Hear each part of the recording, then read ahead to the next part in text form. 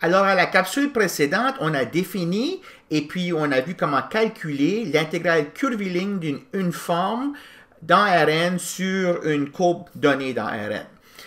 On a déjà vu, quand on a commencé à voir les uniformes, que des différentiels de fonctions scalaires sont des exemples particuliers de uniformes. Alors, dans cette capsule ici, on va s'attarder à l'intégrale curviligne de différentiels de fonctions scalaires, puis on va voir qu'il y a un genre de théorème fondamental qui vient simplifier énormément le calcul de l'intégrale curviligne lorsque la uniforme est la différentielle d'une fonction scalaire. Alors, cet exemple ici avec lequel on va commencer dans cette capsule, c'est le deuxième exemple dans la liste d'exemples 4.13 qu'on avait fait à la dernière capsule.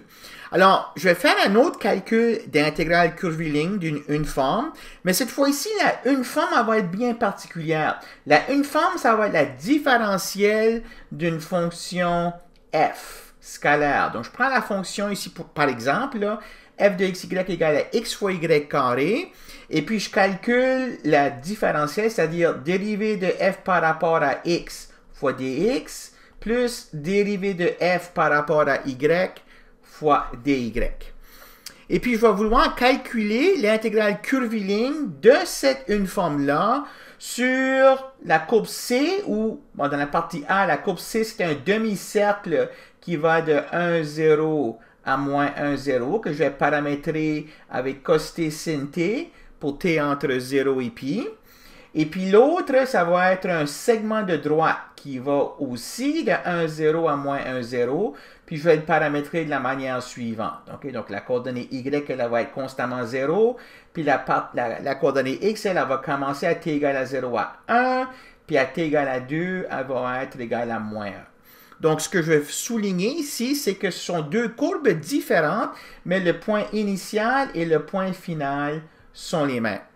Donc, on va faire le calcul de cette intégrale curviligne-là exactement comme on l'a fait à l'exemple précédent. On va identifier les coefficients A1 et A2, et puis on va calculer le vecteur tangent à la courbe dans chacun des cas, et puis on va ramasser tous ces morceaux d'informations ensemble, et puis établir et évaluer une intégrale d'une variable t. Alors, quand je fais ça, donc je vais changer ici d'écran, solution. Donc, la fonction A1 de xy, ça c'est la fonction qui multiplie le dx ici. Alors, c'est y carré. Et puis, la fonction A2 de xy, c'est la fonction qui multiplie le dy, qui est 2 fois x fois y. Alors, je vais faire la question B ici avant de faire la question A parce que le calcul est légèrement plus simple à faire. Donc, je vais commencer avec la partie B. On a que x, je vais écrire ça comme x de t puis y de t. X de t, c'est 1 moins t. Y de t, c'est 0. Alors, x' de t, c'est moins 1. Puis y' de t, c'est 0. Alors, quand je calcule l'intégrale curviligne, alors si je calcule le tiré en arrière, c étoile de df, c'est égal à... Donc, je prends cette expression ici, puis je l'évalue avec y égale à 0. Puis je prends ensuite cette expression ici, puis je l'évalue aussi avec y égale à 0. Hein? Donc, y égale à 0, puis avec x égale à 1 moins t. Donc, j'évalue les coefficients de la uniforme sur la courbe x de t égale 1 moins t, puis y de t égale à 0. Fait que dans ce cas ici, là, je vais avoir tout simplement, c'est la uniforme 0. Donc, quand je calcule l'intégrale sur c de df, j'intègre 0. Hein. J'intègre la fonction 0. Donc, ça me donne 0. Donc, ça, c'est le calcul pour la partie B.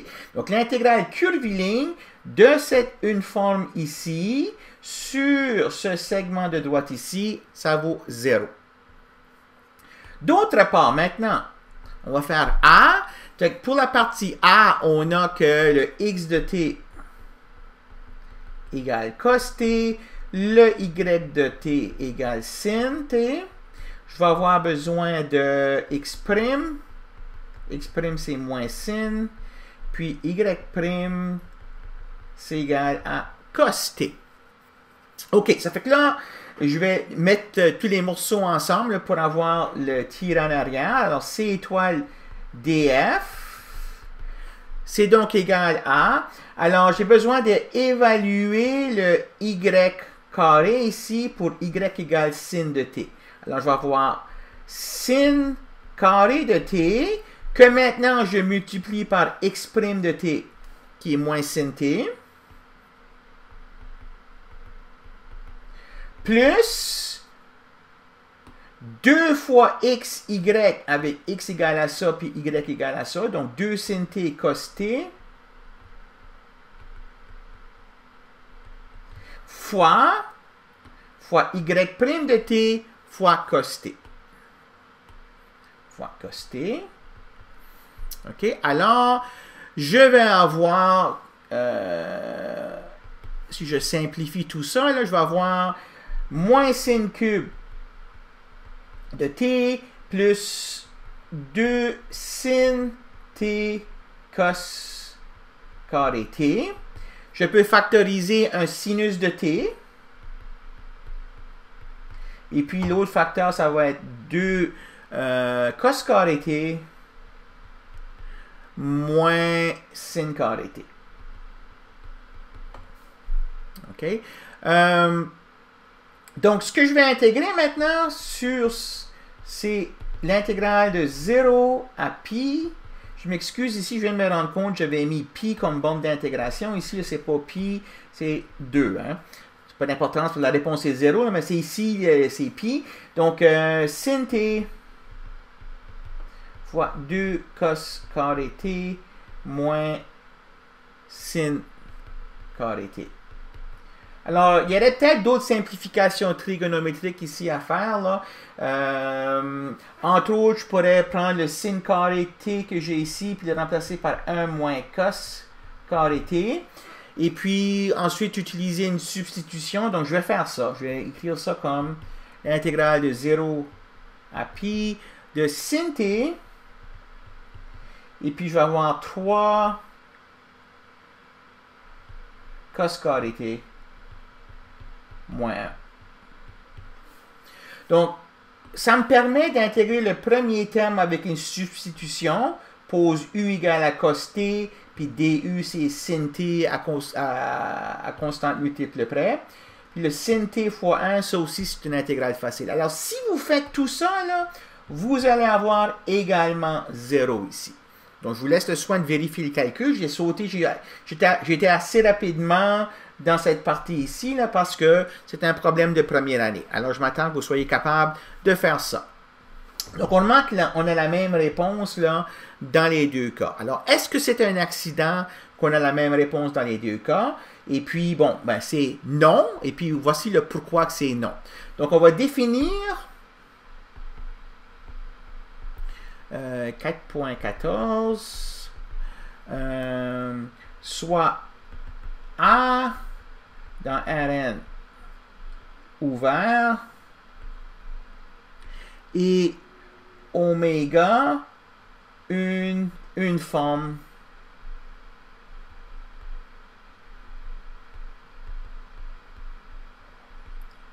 sur A. On dit que oméga est exact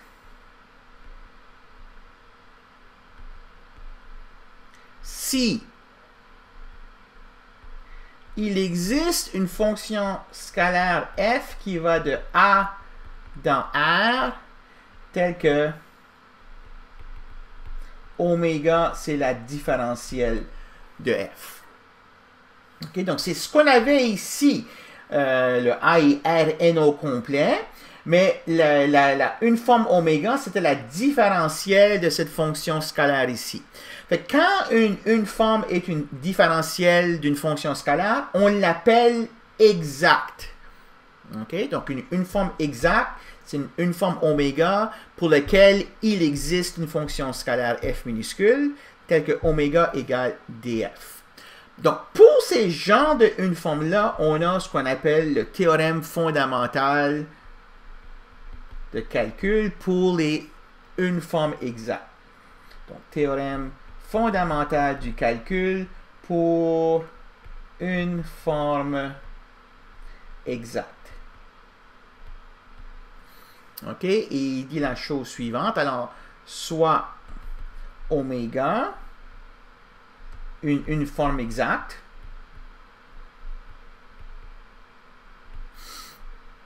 et c'est une courbe dans Rn avec bout P et Q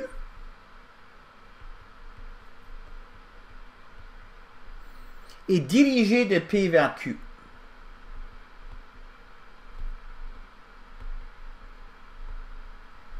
Hein, donc, j'ai quelque chose qui ressemble à ceci. Voici P, voici Q, on va de P vers Q. Donc, ça, c'est la courbe C.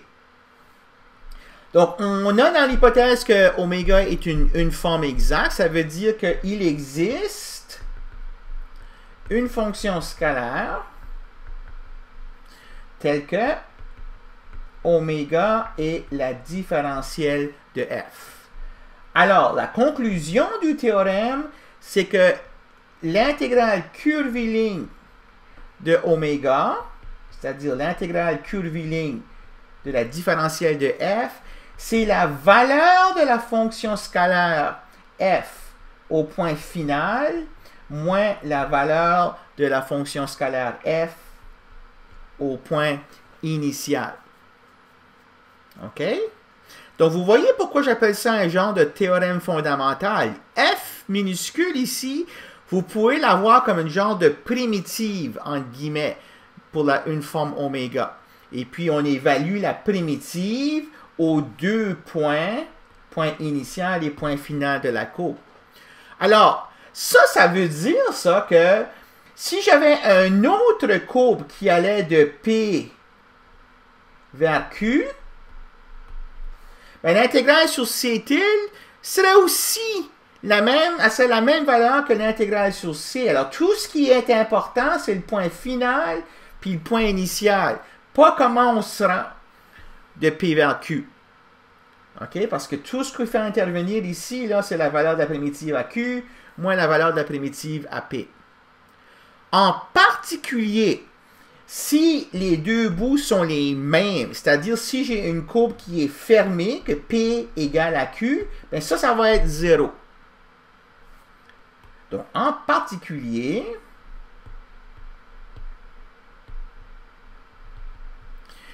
si C est une courbe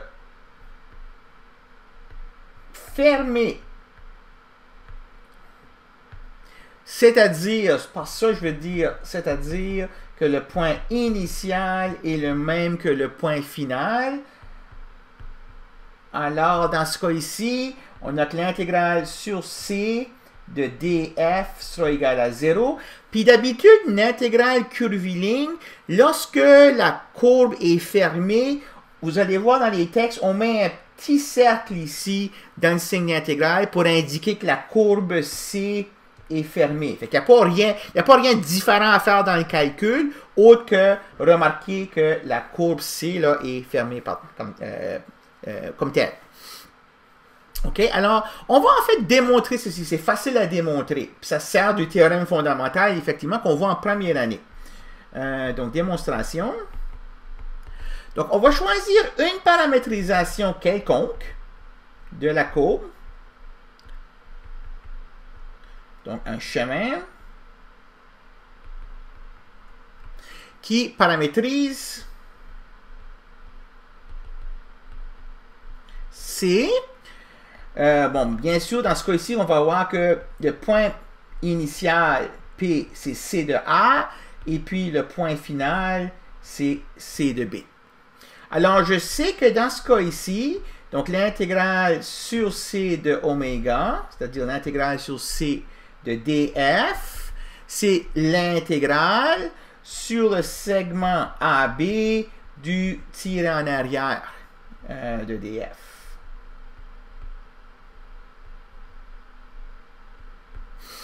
OK, fait qu'on va le calculer ce tiré en arrière-là. C étoile F, df. C'est égal, bon, j'ai la somme de i allant 1 jusqu'à n. Alors, les coefficients ici, là, les A1, A2, A3, ainsi de suite, ils sont des dérivés partiels de la fonction scalaire df dxi, évalués sur la courbe fois ci' de t dt. La clé, là, c'est de reconnaître ceci, tout ceci, comme étant la dérivée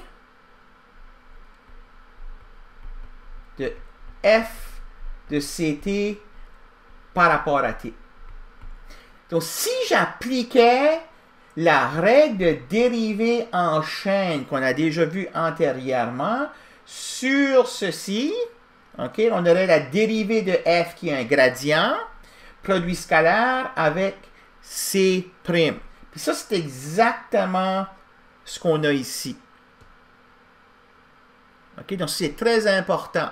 Donc, c'est la règle de dérivée en chaîne ici qui nous permet de faire le lien entre ces deux formules ici.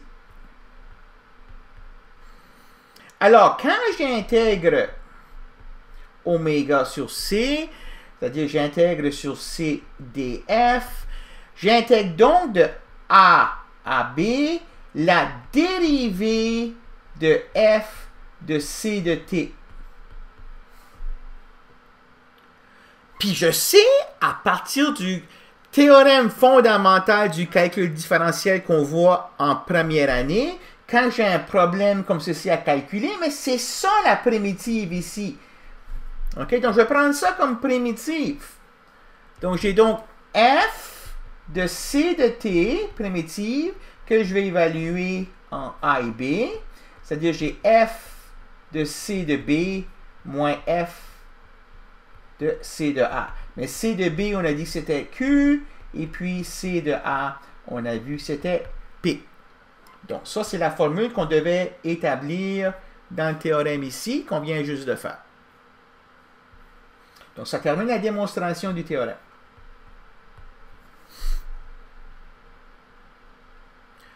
Hein, donc, si je retourne au problème que j'ai commencé la capsule ici, là. OK? Alors, maintenant qu'on a le théorème fondamental, le problème que j'ai ici, on pourrait calculer la réponse facilement en prenant la fonction f, xy carré, puis en l'évaluant au point Q, en l'évaluant au point P, puis en faisant la différence. Que ça soit ce chemin ici, ou ce chemin-là, l'important, c'est que ça commence ici, ça c'est le P, puis ça c'est le Q. Ça c'est le P, ça, c'est le point Q. Alors, on doit évaluer la primitive à ce point ici, à ce point-là, et faire la différence. Mais dans les deux cas, la primitive ici, la valeur de y est 0. Hein, donc, quand j'évalue la primitive ici, j'ai 0. Quand j'évalue la primitive ici, j'ai 0. Donc, j'ai 0 moins 0. Donc, l'intégrale est égale à 0 ici, puis est égale à 0 là aussi. Okay, donc, sans avoir à calculer la paramétrisation de la courbe, le théorème fondamental me permet de calculer l'intégrale curviligne. Seulement dans le cas où la une forme est une différentielle. Ce théorème-là, très important, là, ça marche juste dans le cas où on a une forme exacte. Ça ne marche pas pour une forme qui n'est pas exacte. On a déjà vu qu'il y a une forme qui ne sont pas des différentiels de fonctions. Mais quand vous reconnaissez ou que ça vous est donné dans l'énoncé d'un problème que vous êtes en présence d'une forme exacte et que vous voulez calculer son intégrale curviligne sur une certaine courbe. La seule affaire qui est importante, c'est qu'est-ce qui se passe avec la fonction scalaire aux deux extrémités de la courbe. OK, alors, je vais écrire ça ici. Peut-être remarque. 4.16. Donc, allez voir l'exemple 3.13 numéro 2. L'intégrale de df, c'est f du point final qui était moins 1, 0, mais moins f du point initial qui était 1, 0. Et puis, bon, j'ai moins 1 fois 0 au carré, moins 1 fois 0 au carré, donc qui me donne 0. OK? Un dernier exemple, avant de fermer la capsule, exemple 4.17. Soit A, l'ensemble R2 auquel on a enlevé le point 0,0 et la forme suivante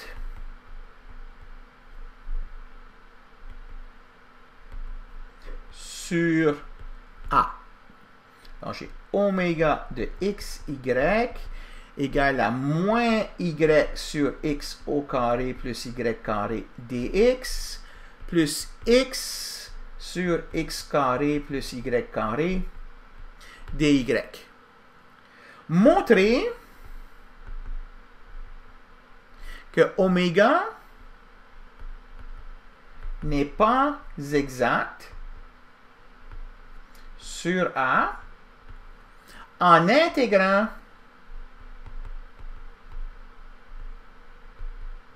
oméga selon le cercle C égale à l'ensemble des xy tel que x carré plus y carré égale à 1 et en constatant que la réponse que vous allez obtenir n'est pas égale à 0. OK? Donc, comment est-ce que ça va prouver que oméga n'est pas exact?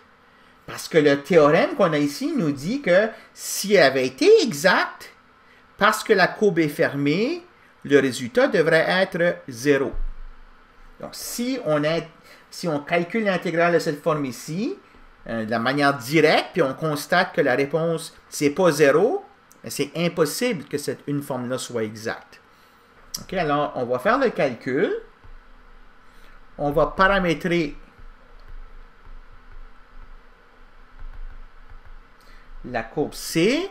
Alors, je vais utiliser le chemin C minuscule de t égale à cos t sin t, t entre 0 et 2pi.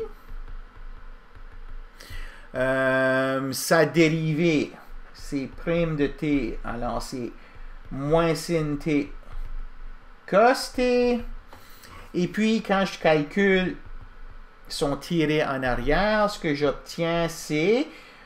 OK, alors ici, il faut regarder les expressions qu'on a ici. Maintenant, on va les évaluer, ceci puis ceci. On va les évaluer avec x égale cos puis y égale à sin. Donc, au dénominateur, dans les deux cas, je vais avoir cos carré plus sin carré. Fait que ça va être 1. Ça va être 1. OK? Parce qu'on utilise l'identité trigonométrique cos carré plus sin carré égale à 1. Au numérateur, j'ai moins y pour la première composante, donc j'ai moins cos t. Donc, moins sin t. Donc, j'ai moins sin t fois x1', fois moins sin t, plus, maintenant, ici, encore une fois, le dénominateur est 1, puis donc j'ai plus x, alors j'ai cos t, donc plus cos t fois y' fois cos t. Donc c'est sin carré plus cos carré. Ici, je vais le mettre, le sin carré t plus cos carré t, sin carré t, pour vous voyez qu'est-ce qui se passe. OK, ça va simplifier à 1 ça. Fait que tout ça, ça simplifie. Les dénominateurs sont 1. Au numérateur, j'ai cos carré, moins, ça fait plus. Donc, j'ai cos carré plus sin carré qui fait 1 aussi. Donc, tout ça, ça simplifie, ça me donne 1.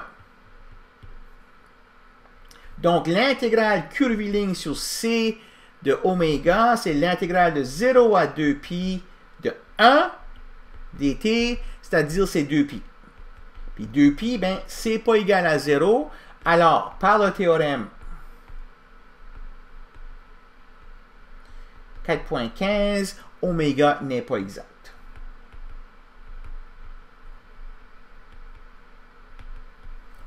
OK? Alors, ça termine le calcul, la capsule. Dans la liste de problèmes que vous avez à faire dans la liste des exercices suggérés, ce que vous intégrez des uniformes sur Rn, il va y avoir certaines de ces uniformes-là qui sont exactes. Okay? Dans ce cas-là, vous allez pouvoir vous servir de ce théorème fondamental qu'on vient de voir ici.